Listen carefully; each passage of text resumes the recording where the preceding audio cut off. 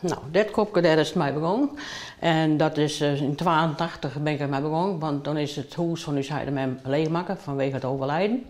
En dan bleven er dus in je dopje staan. Nou, daar worden zusters, ze moet net haar. Nou, ze doen mee met mij. Dus het is in het huis op een plankje kwam.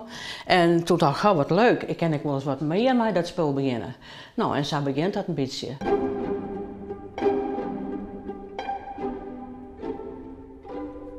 En wat vind je er zo mooi, jongen? Nou, al die verschillende blomkes er al hierop natuurlijk. En wat hier al hierop staat, wil ik even vertellen. Dat de meesten die hierop staan, komen uit Boetelaan. En een van mijn zonen, die neemt dan zijn dopje mee. Nou, wat zal ik zeggen? Nou ja, hoe komen ze wij? Dat zit er dan ik maar een tekst op. Hè, maar de tekst zit erop. En dat vind ik dan leuk. Dan zet ik het. En als ik op vakantie ben zelf, neem ik wel eens in mee. Ik maak graag aan.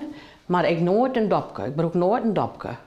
Dat begrijp ik dan nee, niet. als ik een CNA krijg, dan bij het biart, maar nooit een dopje. Dat is het aparte ervan.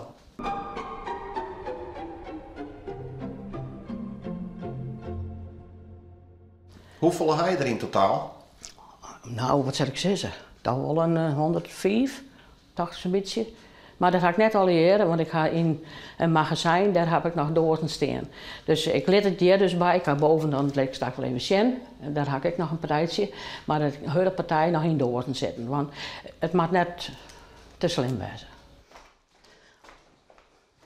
Toen ik begonnen ben, dan schreeuw ik erop hoe ik eraan kwam. Waar een kocht hier, of waarom, bijvoorbeeld mijn verdrietige gebeurtenis.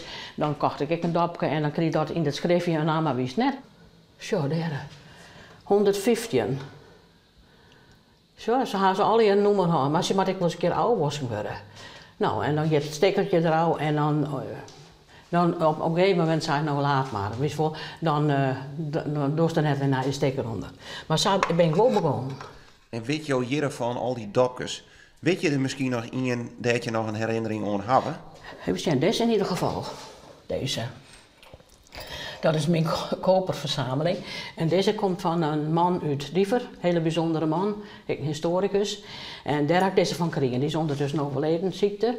En daar ben ik heel wies mee.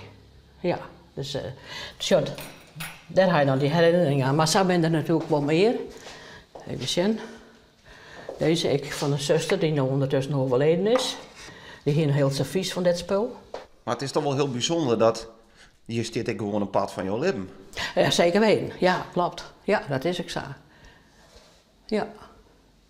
Want ervaar je het ook wel zo? Als ik een onderscheid zoek, dan zoek ik het, nou dat ben al je eindapjes. Maar voor jou ben ik al je verhaal en herinnering. Ja, ik ben al die verhaal, want je bent natuurlijk al jaar dus bewust ergens kocht.